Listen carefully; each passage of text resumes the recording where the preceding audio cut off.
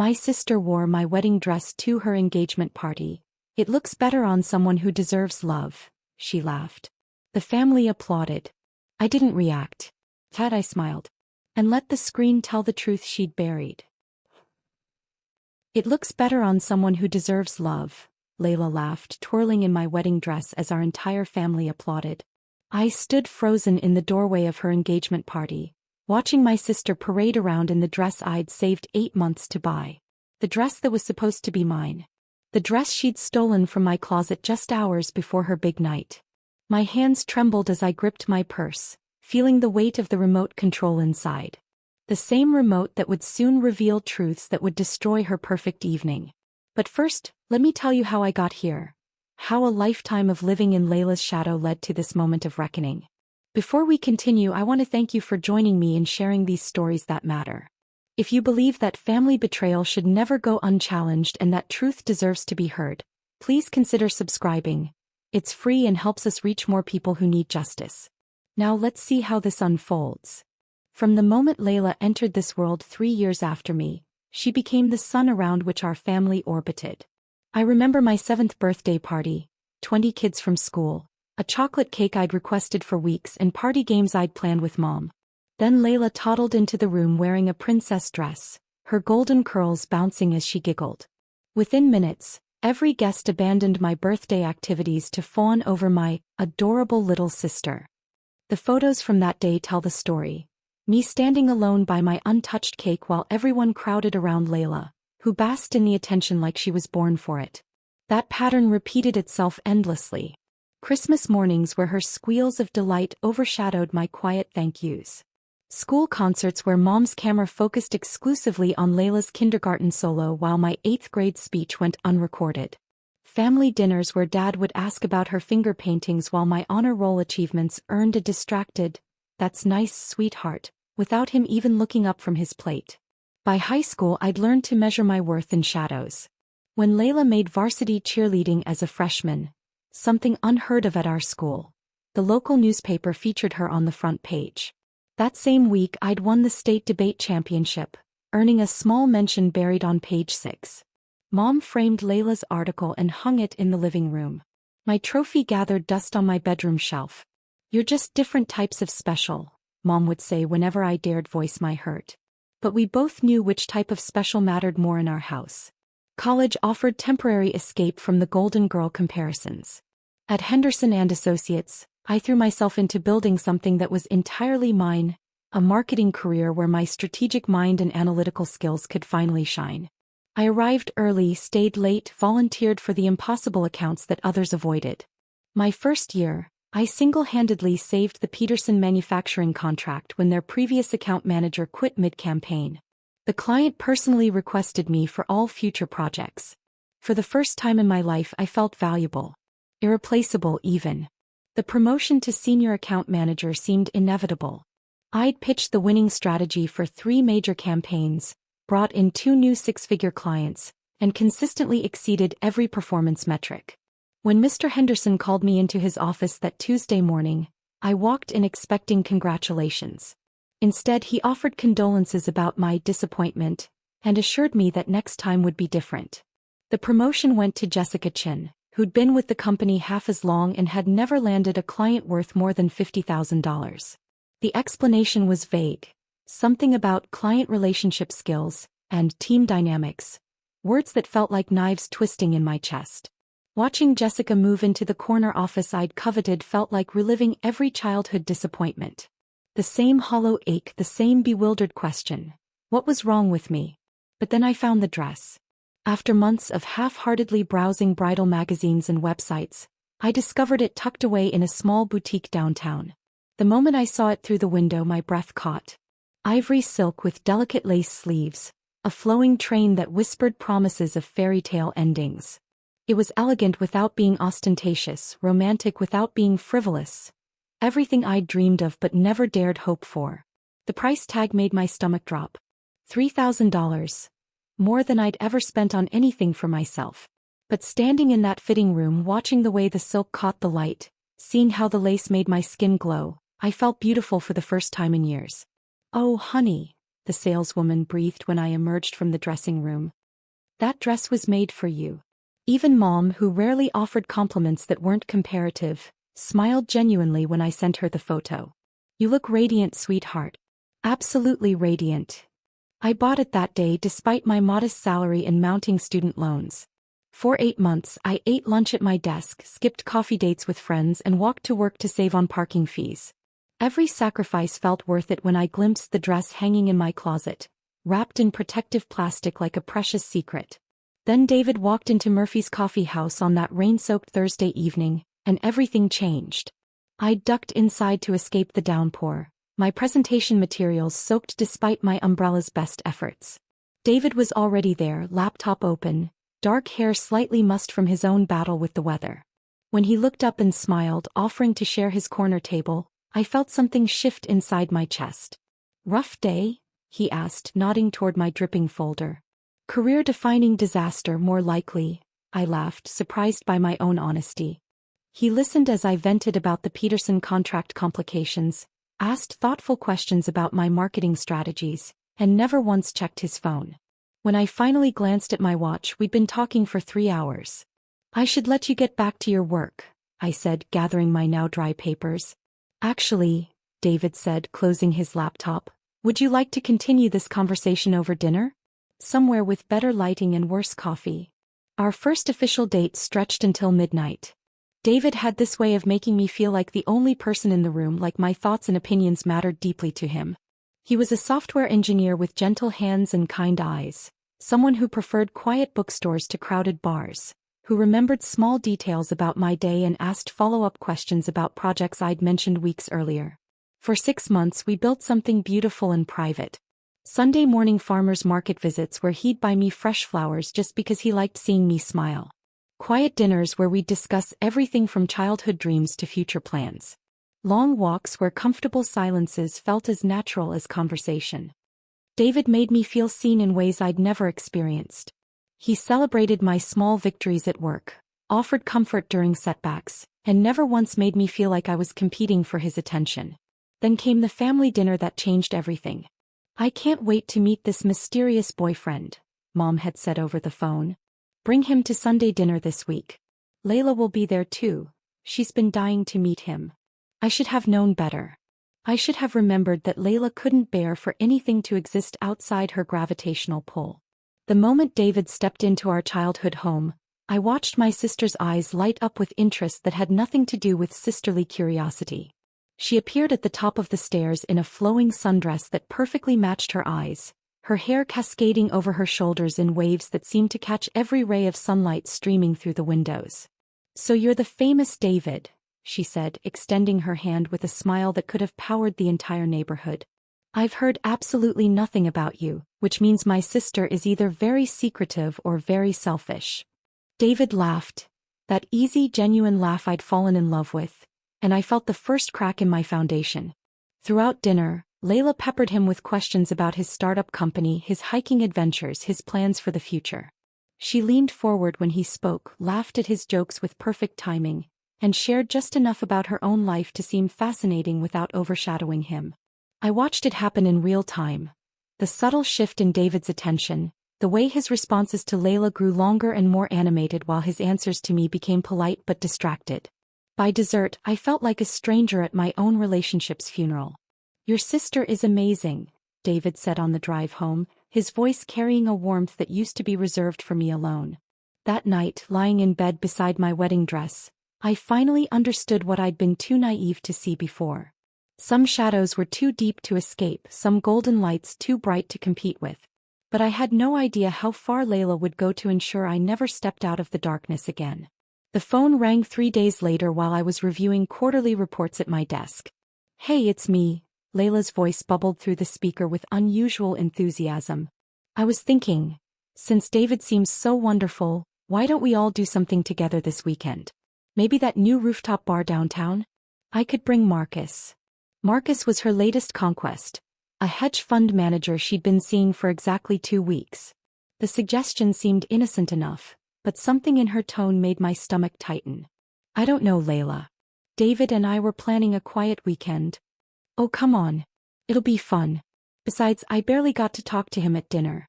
I want to get to know the man who's stolen my sister's heart. Against my better judgment, I agreed. Saturday evening, I spent an hour getting ready, settling on a black cocktail dress that David had once said looked stunning on me. When we arrived at the bar, Layla was already there, wearing a flowing emerald dress that seemed to shimmer under the ambient lighting. She looked like she'd stepped off a magazine cover, while I suddenly felt overdressed and trying too hard. "David," she exclaimed, standing to hug him with the kind of warmth typically reserved for old friends. "You look fantastic. That shirt brings out your eyes." Throughout the evening, I watched Layla work her magic. She remembered every detail David had mentioned at dinner. His college roommate's startup, his hiking trip to Colorado, even his favorite obscure band.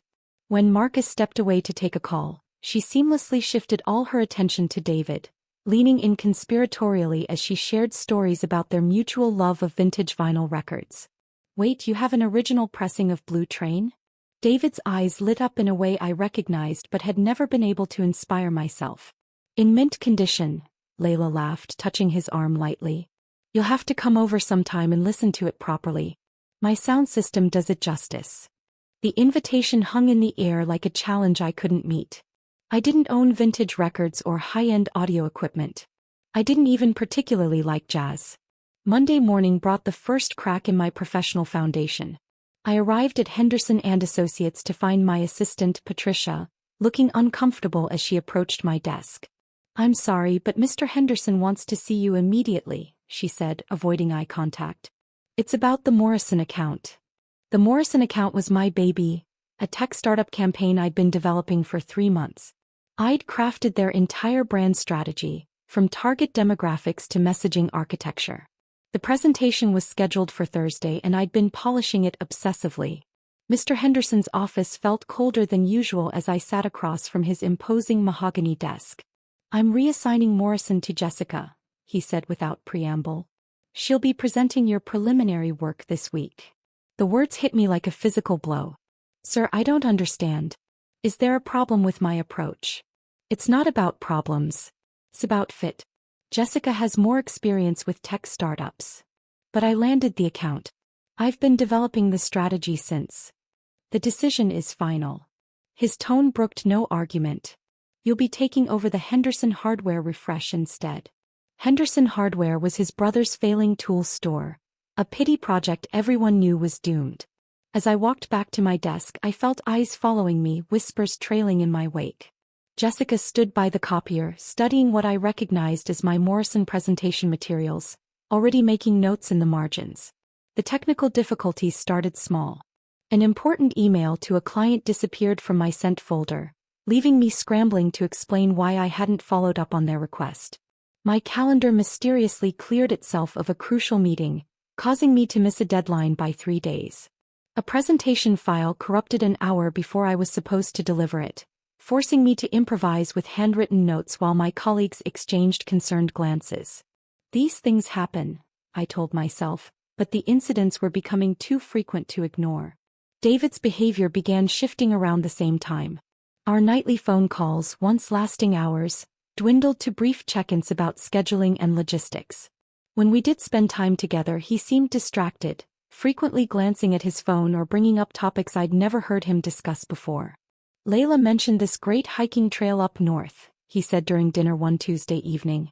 "She thinks we'd really enjoy it." "When did you talk to Layla about hiking?" "Oh, she texted me some recommendations. She's really thoughtful that way." The casual way he said it, like ongoing communication with my sister, was perfectly normal, made my chest tighten. I wanted to ask when they'd exchanged numbers what other recommendations she'd shared, why she was texting my boyfriend at all. Instead, I smiled and nodded, swallowing my questions like bitter medicine. The pattern continued. Layla would mention a restaurant she thought David would love, and suddenly he'd suggest we try it. She'd recommend a book and I'd find it on his nightstand. Their inside jokes multiplied. References to conversations I hadn't been part of, shared opinions about movies I'd never heard them discuss. Then Grandma Rose had her stroke. The call came at 6 in the morning. Mom's voice was shaking as she explained that Grandma had been found unconscious in her bathroom, that the paramedics were rushing her to St. Mary's Hospital, that we needed to come immediately. I threw on clothes and raced to the hospital, arriving to find Layla already there, holding Mom's hand in the waiting room. She looked perfectly put together despite the early hour, her hair styled and makeup flawless, while I felt like I'd been dragged through a hurricane. "The doctor says it was a massive stroke," Layla whispered, tears glittering in her eyes. "They're not sure about recovery." The next few days blurred together in a haze of hospital visits and difficult conversations. Layla appointed herself as Grandma's primary advocate, researching rehabilitation facilities, coordinating with doctors and organizing family schedules with military precision. She slept in the hospital chair, held Grandma's hand during procedures, and somehow managed to look graceful even while keeping vigil. I tried to help, but my work schedule made everything complicated. The Henderson hardware project was imploding spectacularly, requiring damage control meetings and crisis management sessions that I couldn't simply abandon. When I missed 2 consecutive visiting hours due to client emergencies, Layla's disappointment was palpable. "I understand work is important," she said during one of our brief encounters in the hospital hallway, "but this might be our last chance to spend time with her." The guilt hit me like a sledgehammer. Other family members began echoing similar sentiments, gentle but pointed observations about priorities and presence. Aunt Carol mentioned how wonderful it was that at least one granddaughter could be there consistently. Uncle Jim praised Layla's devotion while shooting meaningful glances in my direction. Meanwhile, my professional reputation continued crumbling. The Henderson hardware campaign failed so spectacularly that the local business journal wrote an article about it, using phrases like tone-deaf messaging and strategic missteps. My name was prominently featured as the account manager responsible for the disaster. Jessica's Morrison campaign, built on the foundation of my work, launched to critical acclaim and industry recognition. She was interviewed by Marketing Weekly about her innovative approach to tech startup branding, discussing strategies I'd developed during countless late nights and weekend research sessions. David's calls became even less frequent. When we did talk, he seemed distracted, offering abbreviated responses to questions that once would have sparked long conversations. He canceled our Saturday date to help a friend move, then postponed our makeup dinner because he was feeling under the weather. "Maybe we should take a little break," he said during what I didn't realize would be our last real conversation. "I've been feeling overwhelmed lately and I think I need some space to figure things out." The words felt rehearsed, like he'd practiced them in the mirror.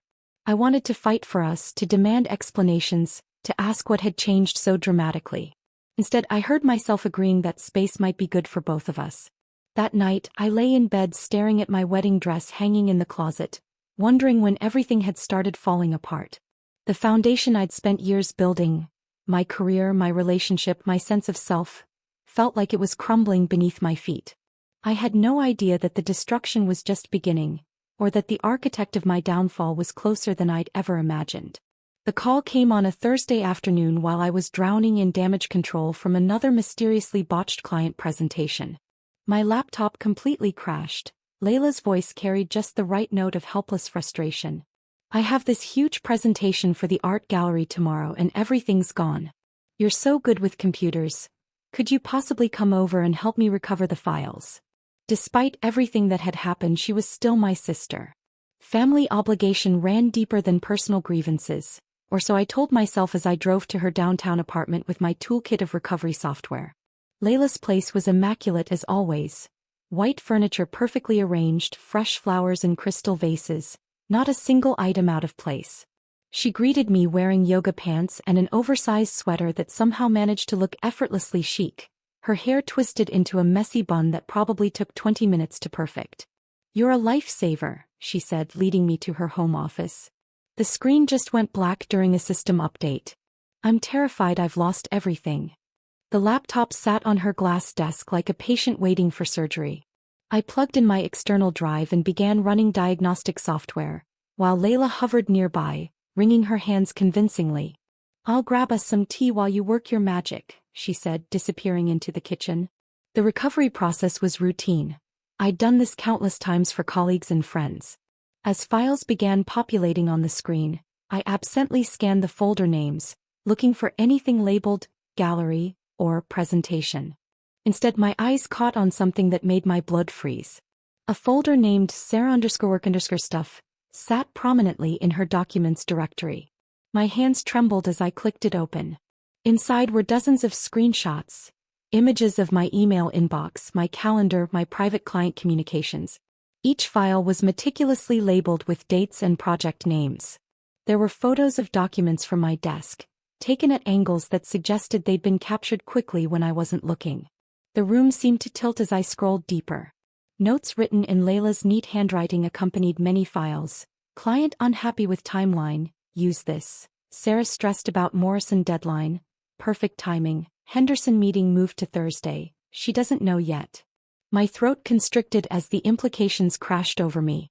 Every mysterious technical failure, every missed deadline, every moment when I'd felt like I was losing my mind, it had all been orchestrated. I heard Layla's footsteps returning and quickly closed the folder, my heart hammering against my ribs. When she appeared with 2 steaming mugs, I somehow managed to keep my voice steady. Almost done. Just need to run one more scan. You're amazing. I don't know what I'd do without you.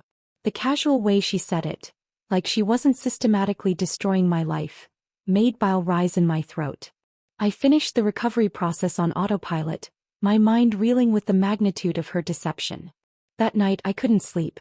Every interaction with Layla replayed in my head, viewed now through this horrifying new lens. The way she'd insisted on helping me organize my home office last month, claiming she wanted to understand my work better. How she'd borrowed my laptop when hers was acting up during family dinner. The innocent questions about my projects, my deadlines, my client relationships. I needed more evidence. If Layla was capable of this level of manipulation, there had to be more. Over the next week, I became a detective investigating my own sister. Using techniques I'd learned during a cybersecurity seminar, I traced IP addresses from suspicious emails, cross-referenced timing with her social media posts, and followed digital breadcrumbs she'd been careless enough to leave behind. The fake email accounts were the first breakthrough. j.morrison.techstartup@gmail.com had been sending complaints to my supervisors, claiming I'd missed crucial meetings and delivered subpar work. The writing style was too polished, too perfectly crafted to damage my reputation without seeming overtly malicious. But the real smoking gun was hidden in her cloud storage. A voice memo she'd recorded and apparently forgotten to delete. Marcus, you won't believe how perfectly this is working out. Layla's voice bubbled with excitement through my headphones. David is practically eating out of my hand now. I mean, he was Sarah's boyfriend, but that just made it more interesting, you know? Like winning the ultimate prize. Her friend's voice was harder to hear, but Layla's responses painted a clear picture of their conversation. Of course I feel bad for her, but honestly she's always been so pathetically grateful for any scrap of attention from men. It's almost sad how easy this was. Layla's laugh was sharp, cutting. Besides, David deserves someone who actually challenges him intellectually. Sarah's sweet, but she's so ordinary. The recording continued for 12 minutes. 12 minutes of my sister dissecting my relationship, my personality, my worth as a human being with the clinical detachment of a scientist studying insects. The work thing is just bonus revenge for all those years of playing the perfect daughter, she continued. Do you know she actually thought she deserved that promotion? Like being a workaholic mouse somehow makes you executive material. I sat in my car in the parking garage, tears streaming down my face as I listened to her catalog my failures and inadequacies. This wasn't sibling rivalry or jealousy. This was something darker, more calculated. My investigation deepened. Email chains between Layla and my colleagues revealed a web of manipulation that stretched back months. She'd positioned herself as the worried sister, sharing concerns about my mental health and professional stability with people I'd trusted. I'm so worried about Sarah, she'd written to Jessica. She's been under tremendous pressure at work and I think it's affecting her judgment. If you notice any signs that she's struggling, please let me know. Family is all we have, right? Jessica had responded with reassurance about keeping an eye on me, completely unaware that she was feeding information back to my saboteur. But the most devastating discovery came buried in her email drafts. Messages she'd composed but never sent, containing strategies for undermining my relationships with clients and colleagues. She'd mapped out my professional network like a military campaign, identifying weak points and planning her attacks with surgical precision. One draft made my hands shake as I read it. Phase 1. Establish credibility with Sarah's contacts as concerned family member. Phase 2. Document her vulnerabilities and stress points. Phase 3. Strategic interference with key projects. Phase 4. David. David had been part of her plan from the beginning. The engagement announcement came 3 weeks later, delivered with the theatrical flair Layla had perfected since childhood. I thought I was attending a regular family dinner. Mom had mentioned wanting to discuss Grandma Rose's care plan. I arrived straight from work, exhausted from another day of putting out fires I hadn't started, wearing a wrinkled blouse and yesterday's mascara. Layla was radiant in a flowing blue dress that matched her eyes perfectly, her engagement ring our grandmother's ring, the one I'd always been promised, catching the light as she gestured animatedly. David sat beside her, looking happier than I'd ever seen him, his arm draped possessively around her shoulders. "We have wonderful news," Mom announced, beaming with pride. "Layla and David are engaged." The room erupted in congratulations and tears of joy. Dad shook David's hand vigorously while Aunt Carol hugged Layla with genuine affection. Everyone was talking at once, sharing memories of their courtship, planning engagement parties and wedding dates. I sat frozen in my chair watching the scene unfold like a nightmare in slow motion. This was my family celebrating my sister's engagement to my former boyfriend, wearing my grandmother's ring, planning their future together in the ruins of my own. "Aren't you going to congratulate your sister?" Mom asked, her voice carrying a note of reproach that suggested my silence was being noticed. "Of course," I managed, standing on unsteady legs. "Congratulations, Layla.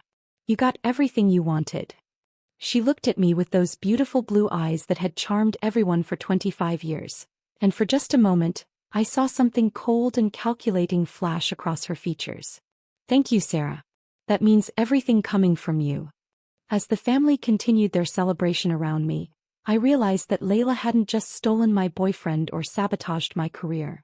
She'd orchestrated the complete destruction of my life with the patience and precision of a master chess player, and she'd made it look like love. That night I drove home in a daze, the weight of Layla's engagement ring burned into my memory like a brand. But as I sat in my empty apartment, surrounded by the wreckage of my former life, something fundamental shifted inside me. The grief and shock crystallized into something harder, sharper, a determination that surprised me with its intensity. I pulled out my laptop and created a new folder, Project Truth. What followed were the most productive weeks of my life, though not in any way my former self would have recognized. I became an investigator, a digital archaeologist excavating the systematic destruction of my existence. Every evening after work, I spread documents across my dining table like a detective in a crime thriller, creating timelines that mapped Layla's interference against my professional failures. The pattern was breathtaking in its precision. Every major career setback coincided with a period of increased contact between Layla and my colleagues. The Morrison account reassignment happened 3 days after she'd had lunch with Jessica Chin. My calendar glitches always occurred within hours of Layla visiting our family home, where my spare laptop often sat charging in the kitchen. I printed email timestamps, cross-referenced social media posts, and documented every instance where Layla had positioned herself to gather intelligence about my work. The evidence filled 3 ring binders, each section marked with color-coded tabs that would have impressed my most meticulous project managers. The therapeutic value of this process surprised me. Each piece of evidence I cataloged felt like reclaiming a small piece of my stolen self-worth. I wasn't crazy. I wasn't incompetent. I had been systematically sabotaged by someone who knew exactly how to hurt me most effectively. But documentation alone wouldn't be enough. I needed leverage. The opportunity came sooner than expected. Saturday morning, I woke to my phone buzzing with a text from Layla. "Emergency. Can't find my wedding dress anywhere.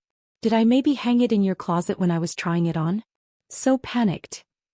My blood turned to ice as I rushed to my bedroom closet. The protective plastic bag that had held my dress for 8 months hung empty, swaying slightly in the morning breeze from my open window. She hadn't just stolen my dress. She'd wanted me to know about it, to feel the violation of her taking the one thing that represented my dreams of happiness. I stared at that empty bag for a full minute, feeling something cold and calculating settle into my chest where warmth used to live. Then I called her back. "Oh my goodness, Layla, that's terrible. I injected just the right amount of concern into my voice. Let me check my closet thoroughly. Maybe it got pushed behind something else. You're such a lifesaver. I'm absolutely frantic. The engagement party is tonight, and I had my heart set on wearing something really special. The casual cruelty of it, discussing wearing my dress to celebrate her engagement to my former boyfriend, required every ounce of self-control I possessed.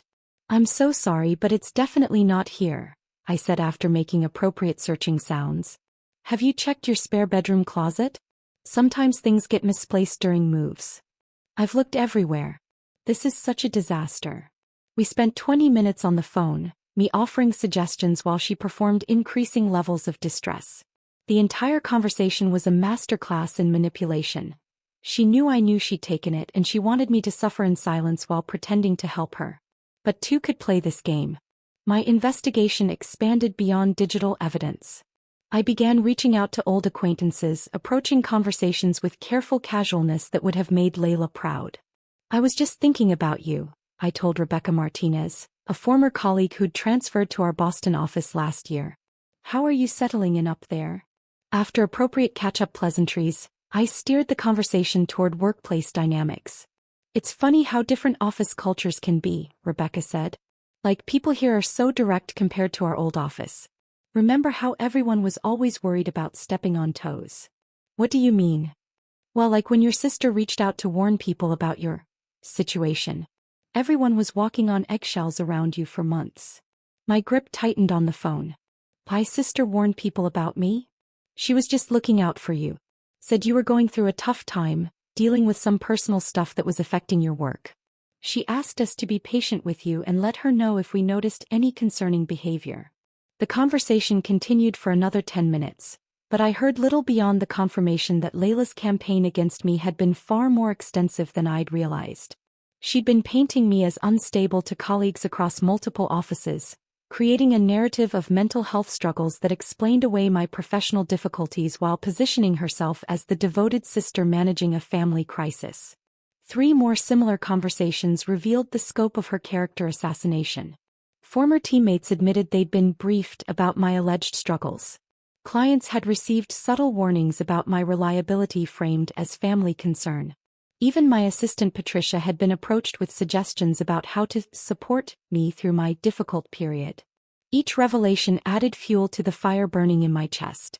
Layla hadn't just sabotaged individual projects. She'd systematically poisoned my professional reputation across the entire industry. The technical preparation phase began that Sunday.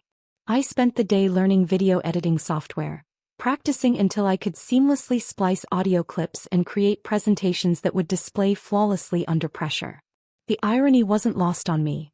I was using the same technological skills that had made me valuable at Henderson and Associates to orchestrate my sister's downfall. Layla's voice confession became the centerpiece of my presentation. I edited it for maximum impact, removing my friend's responses and combining her most damaging admissions into a 3-minute audio track that painted a devastating portrait of calculated malice. Her laugh, especially, that cruel, delighted sound when she described stealing David as the ultimate prize, would haunt anyone who heard it. I created backup files, tested the audio quality on different speaker systems, and practiced the timing until I could execute the revelation with precision. The presentation included email screenshots, timeline correlations, and the voice recording, all organized to tell the story of betrayal with courtroom-level clarity. The days leading up to her engagement party passed in a strange bubble of calm. I'd expected to feel nervous or angry, but instead experienced an almost zen-like peace. For the first time in months, I knew exactly what was going to happen next. The uncertainty that had plagued me was gone, replaced by the quiet confidence that comes from holding absolute truth. I practiced expressions in my bathroom mirror. The surprised smile when seeing Layla in my dress, the gracious congratulations I'd offer for her engagement, the innocent confusion when technical difficulties began affecting the evening's entertainment. My reflection showed someone I barely recognized. Composed, strategic, dangerous in a way that had nothing to do with emotional outbursts or confrontational drama. The woman staring back at me had learned to play Layla's game, and I intended to win. Friday evening, I laid out my outfit for the engagement party. A simple black dress that wouldn't compete for attention, modest jewelry that suggested humility rather than celebration. I wanted to appear as the overlooked sister, grateful to be included in such a joyous occasion. In my purse I placed the small remote control that would change everything. The storm had been building for months, but tomorrow night, it would finally break. Saturday evening arrived with the kind of crystalline clarity that makes every detail sharp and unforgettable. I drove to the Riverside Manor with my hands steady on the wheel, my heartbeat calm and measured. The venue Layla had chosen was predictably elegant, soaring ceilings, cascading chandeliers and floor-to-ceiling windows overlooking the city skyline.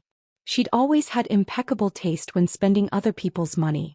The valet took my keys with a polite smile, and I walked through the grand entrance carrying my small black purse and the weight of absolute certainty. The sound of laughter and clinking glasses drifted from the main ballroom, punctuated by the gentle hum of a string quartet. Then I saw her. Layla stood in the center of the room like a princess in a fairy tale, surrounded by a circle of admirers who hung on her every word. But it was the dress, my dress, that made my breath catch. The ivory silk flowed around her like liquid moonlight, the delicate lace sleeves catching the chandelier light exactly as I'd dreamed they would. She'd even styled her hair the way I'd planned for my own wedding day, swept up in an elegant chignon with a few strategic curls framing her face. "Doesn't she look absolutely radiant?" Aunt Carol gushed to Cousin Jennifer, their eyes bright with vicarious joy. "That dress could have been made for her." "Divine," Mom agreed, dabbing at her eyes with a lace handkerchief. "I've never seen her look more beautiful." The surreal quality of the moment threatened to overwhelm me. These people, my family, my blood, were celebrating the woman who had systematically dismantled my life, and they were doing it with genuine love and happiness. Their joy wasn't manufactured. They truly believed they were witnessing something magical. David stood beside Layla wearing a navy suit that brought out his eyes, the same eyes that used to light up when he saw me. His smile was radiant as he accepted congratulations and backslaps from family members, playing the role of devoted fiancé with Oscar-worthy conviction. "Sarah." Layla's voice rang out like a bell as she spotted me across the room. "Come meet everyone. They're all dying to hear about how you introduced us." The twisted irony of that statement, making me complicit in my own betrayal, nearly broke my composure. But I'd practiced for this moment.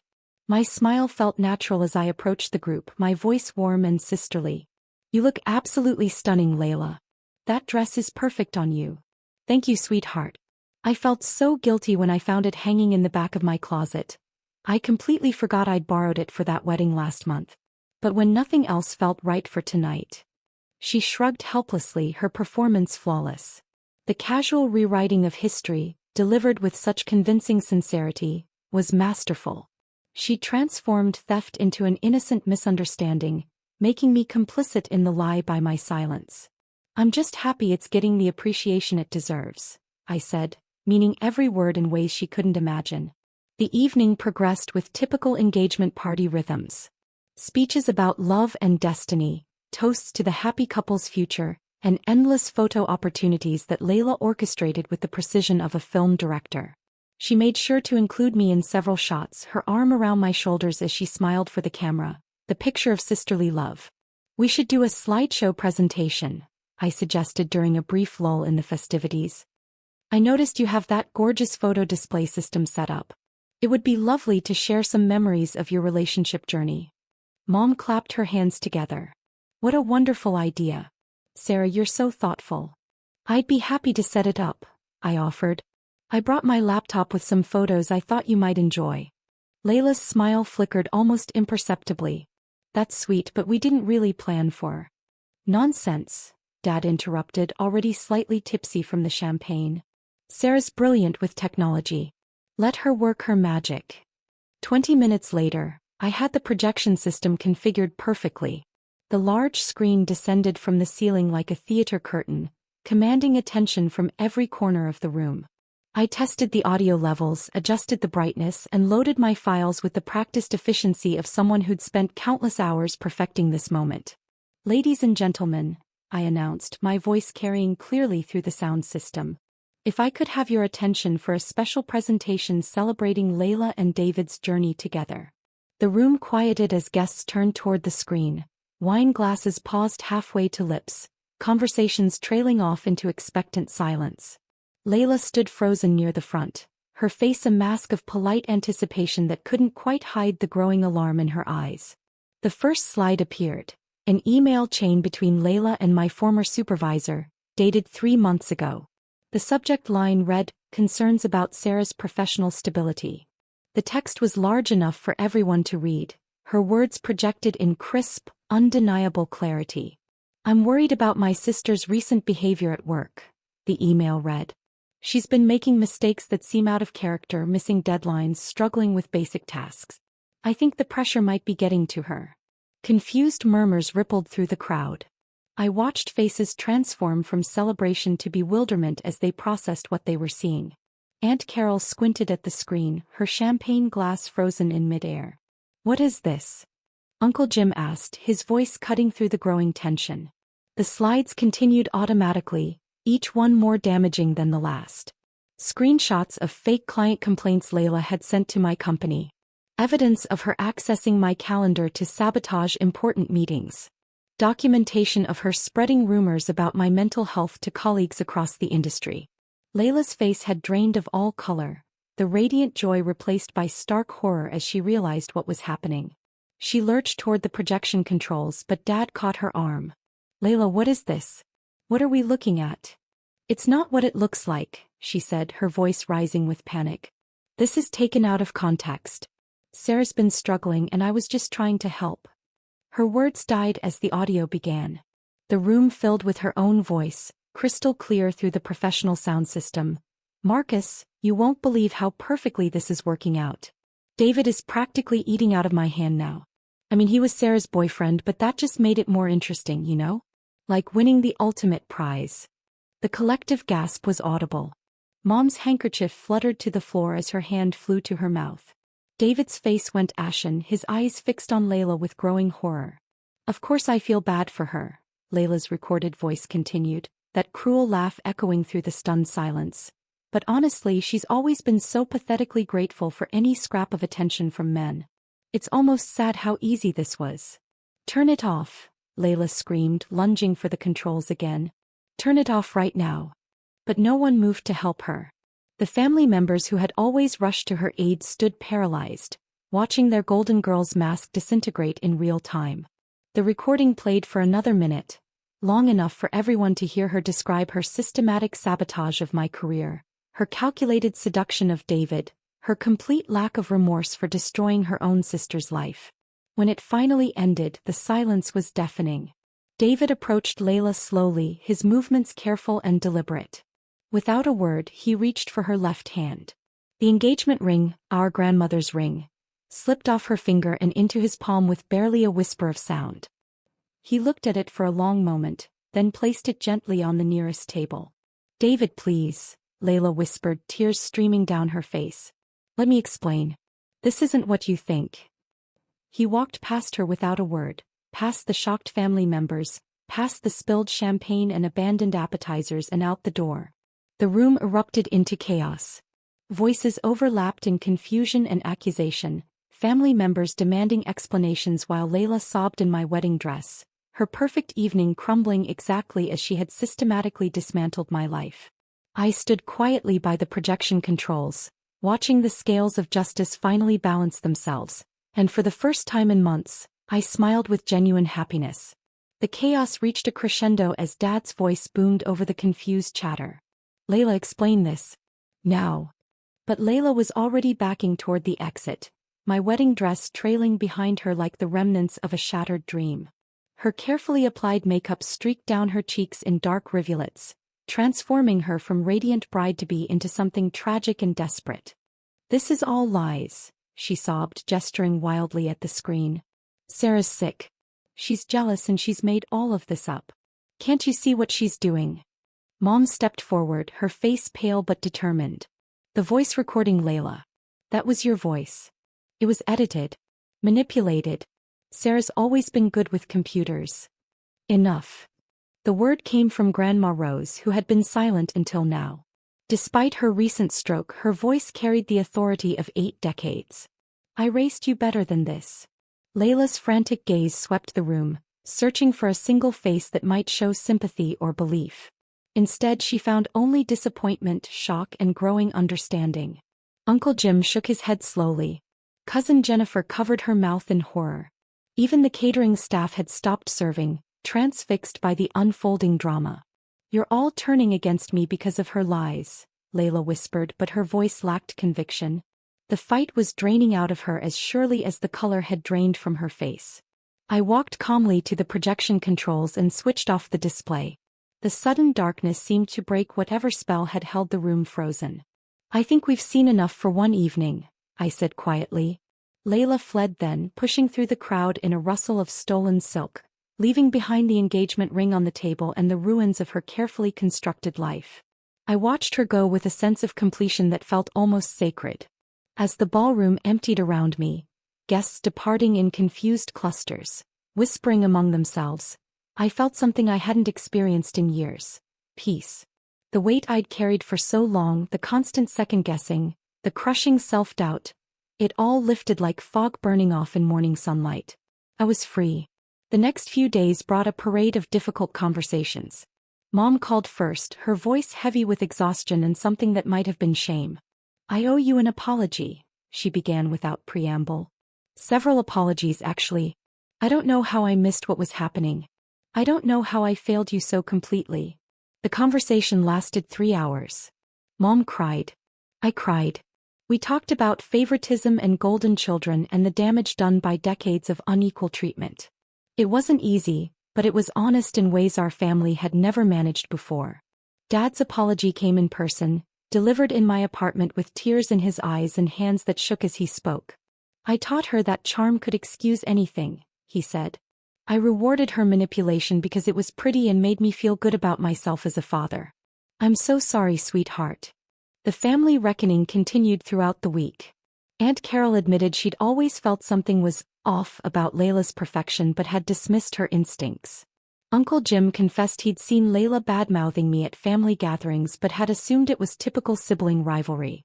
One by one they came forward with their own pieces of the puzzle, their own moments of uncomfortable clarity they'd chosen to ignore. Grandma Rose's conversation was perhaps the most healing. "I always knew you were the stronger one," she said during her hospital visit. "Layla needed constant praise to function, but you built yourself from the inside out. That takes real character." She removed her engagement ring, the one Layla had worn and abandoned, and pressed it into my palm. "This belongs with someone who understands that love isn't a competition to be won." The professional vindication began with an unexpected phone call. "Is this Sarah Mitchell?" The voice was crisp, professional. "This is Catherine Walsh from Sterling and Associates. I believe we need to talk." Sterling and Associates was Henderson's biggest competitor, known for ethical practices and employee loyalty. Catherine had heard about my situation through industry channels. Apparently, Layla's campaign against me had been more transparent than she'd realized to people who knew what to look for. "We've been watching your work for some time," Catherine explained during our lunch meeting. "The Morrison campaign in particular showed remarkable strategic thinking. We always wondered why you weren't advancing at Henderson." Within a month, I had a new job with a salary increase and a team that valued my contributions. Former colleagues from Henderson began reaching out with apologies and explanations. Jessica Chen called to confess that she'd been fed information about my instability that had influenced her treatment of me. "I should have questioned it," she said. "Your work was always stellar. I let personal politics cloud my professional judgment." Marcus Rivera, who'd been promoted over me twice, admitted that Layla had approached him with concerns about my reliability just before his second promotion interview. She made it seem like she was protecting the company from a potential liability. I'm ashamed I believed her. The revelation that my struggles had been artificially created opened doors I'd thought were permanently closed. Project proposals I'd submitted years earlier were suddenly being reconsidered. Clients who'd been told I was unreliable reached out to apologize and explore working together again. But the most profound changes were internal. I started therapy with Dr. Elena Rodriguez, a specialist in trauma recovery and gaslighting survivors. Our sessions helped me understand the depth of psychological manipulation I'd endured and develop tools for recognizing and countering such behavior in the future. You survived a systematic campaign designed to destroy your sense of reality, Dr. Rodriguez explained during one session. The fact that you were able to gather evidence and fight back shows remarkable resilience and intelligence. Learning to trust my own perceptions again was perhaps the hardest part of recovery. Years of having my reality questioned had left me second-guessing every instinct, every emotion, every decision. Dr. Rodriguez helped me recognize that my instincts had actually been accurate. I had sensed something was wrong even when I couldn't identify the source. The woman who emerged from this process bore little resemblance to the one who had tolerated Layla's cruelty for so long. I learned to set boundaries, to demand respect, to recognize manipulation tactics before they could take root. Most importantly, I learned that I deserved love and success on my own merits, not as consolation prizes distributed by people who felt sorry for me. 18 months later, I met Thomas at a professional conference. He was a consultant specializing in crisis management, drawn to my presentation on rebuilding professional reputation after systematic sabotage. Our first conversation lasted until the hotel bar closed, covering everything from business ethics to favorite books to childhood dreams. You have this amazing strength, he told me during our third date. Not the kind that comes from never being hurt, but the kind that comes from surviving hurt and choosing to keep growing.